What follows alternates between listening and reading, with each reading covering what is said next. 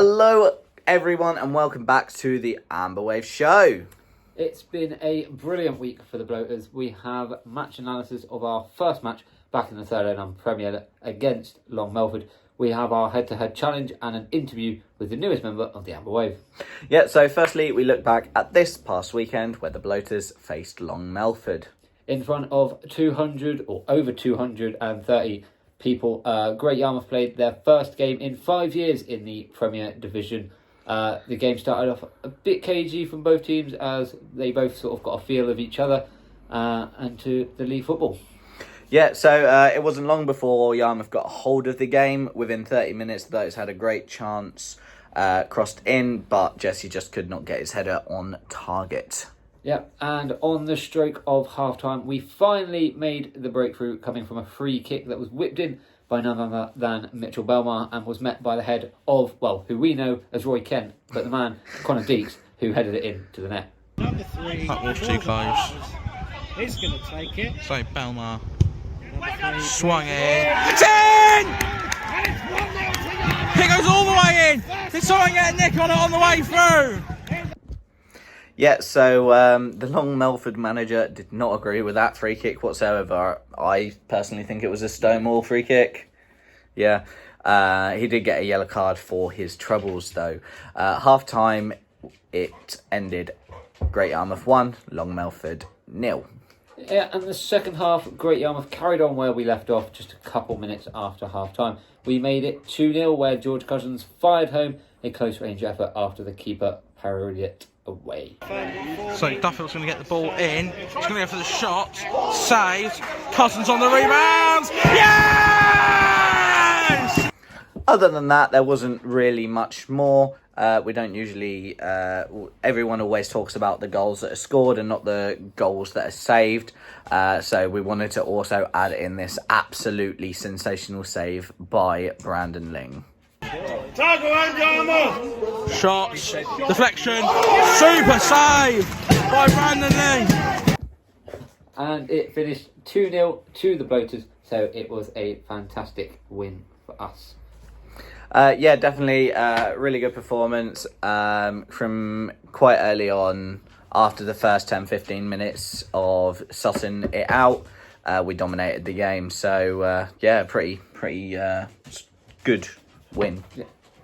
Now we are quickly going to insert a clip of the past midweek game against Thetford as we missed it on last week's episode, and we'll give the match brief here.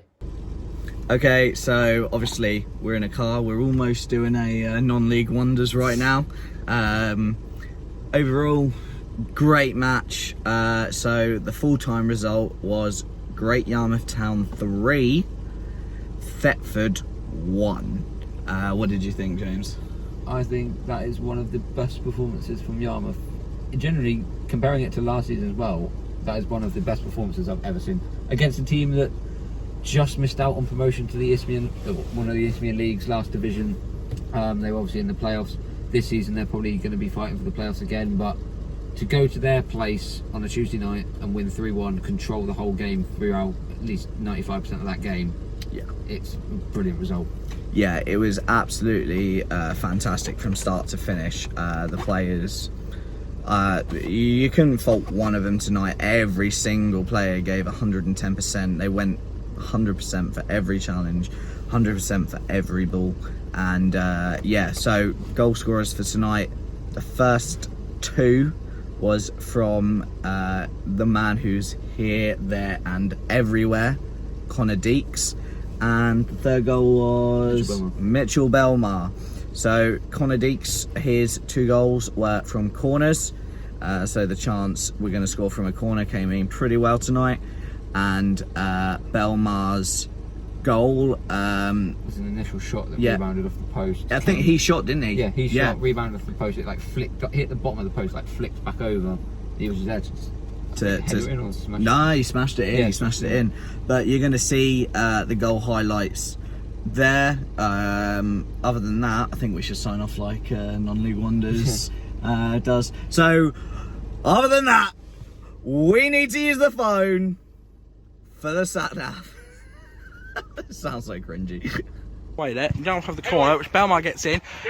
Sam Cooper getting a look at Deeks. Deeks on the rebounds. Yes! It's 2-2 for Connor Deeks. Go maybe. Belmar. That's another great ball in. Deeks! Deeks! It's the non-league Haaland. It's free. Shot off the bar and in. And Thetford have a way back into this game. Shot, yeah, off post, rebound, yes! Get in the next shot! Get in there, son! Come on! Get in there! Yes! Come on! Get in there! Now we look on to Friday's game, which is an FA Cup game against Kirkley and Pakefield. Yeah, last season, Kirkley and Pakefield finished 19th out of 20 teams, with that 20th team being Norwich United, who pulled out of the league. They finished after 36 games with 5 wins, 6 draws and 21 losses, and a goal difference of -52. Yeah, however, they did win their opening game of the season 2-0 against Ely. So again, no matches are easy. Now, on to the interview, where this week, Stephen has been speaking to the newest member of the Amber Wave, Nathan. Hello, welcome, and we have Nathan here, new member of the Amber Wave, for our interview. So, how are you? Hi there, I am fine, thank you. Good. So, first game of the season is today. We're recording this a little early just because of schedules, etc. Obviously, it was your first game at the Wellesley to watch the Bloaters this past week, where we played Galston. Yeah. How did you find it? Fine, fun, yeah. It's a whole different experience rather than did like a standard sort of high end like against Norwich and all that. And that's like really like refreshing to experience the more grassroots level. And also like seeing the old stand, which I like to person, which was really nice. Yeah, the oldest stand in the world. Today we are playing a team called Long Melford. They were safe last season. They finished in 15th place. Obviously, Yarmouth getting promoted as champions last season. Could you give a prediction, do you reckon, for the game today? I'll go my safety 2-1, always 2-1 Yarmouth win? 2-1 Yarmouth win, yeah. I think that's exactly what I said as well, which is really good. So, obviously, as a new member of the Amber Wave, obviously our values are being family friendly, fully inclusive, regardless of who you are, what you look like, etc. Did that give you the momentum to join us, or? Yeah, because obviously, as you can obviously like notice, I've got a starter, which obviously kind of I was kind of like shy at like at first meeting new to people and that, but like once I'm there, calm down, which you can't basically shut us up, as you've probably found out. Yeah. So last question really is obviously it's putting you in a bit of a deep end because you haven't seen Yarmouth play too much, but something that we say to all the people that we interview is where do you think Yarmouth will finish this season, and do you think we'll get promoted? Champions. You've got to aim high and be optimistic, especially supporting England as well. Yeah. Lovely. Thanks ever so much for doing the interview, mate. All right then, thank you. Thank you. And welcome Nathan to the Wave. Now, it is time for the second instalment of our challenge, where I take on Stephen in a race. So we've got this week's challenge. We couldn't think of anything else, so we're going to run, basically. So we're at the Wellesley after a 2-0 win for Great Yarmouth against Long Melford. Me and James, first one lap only, because I don't think I'd survive more than one lap.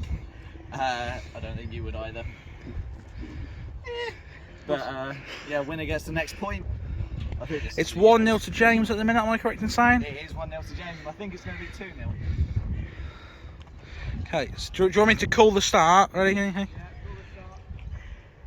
Well, are you ready? Oh, Stephen, Mr. Doggett's gone for it, so all right.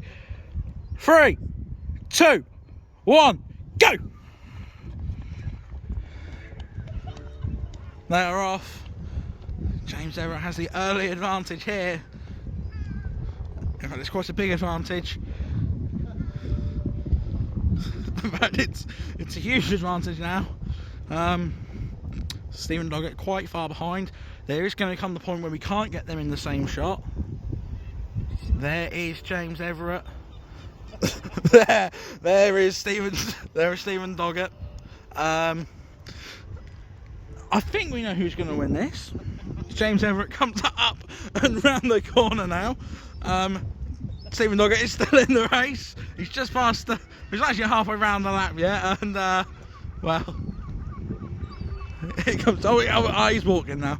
I think Stephen Doggett has admitted defeat on this one, and James Everett can just come up to the line and see it home to go 2-0 up in the series. There's a wasp on your phone case. And there's a wasp on my phone case, which is nice. Oh, James Everett is tying his shoelaces up. He has stopped. He is tying his shoelaces up. He's he's doing his shoelaces up. Oh, he's gone off the track. Is that not disqualification? Yes. That's disqualification. Right, we're going to have to discuss this. VAR. I think, should we disqualify him? I think we have to.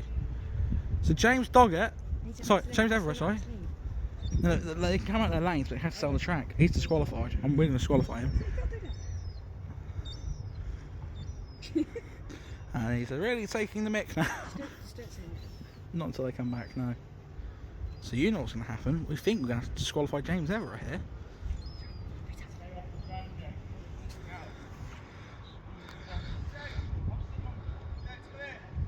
And almost across the line now.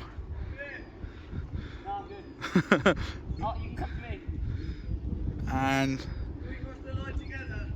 no. And James Everett. Both feet have to cross or just one? Your whole body has to cross the line. He's just toying with him now.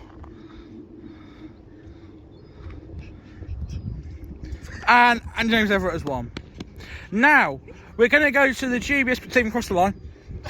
We're going to go to the dubious. There was a rule at the start that you have to stay on the running track. Now over there, he went to the dugouts. He went off the running track, which I believe means you're disqualified. So the winner is Stephen Doggett.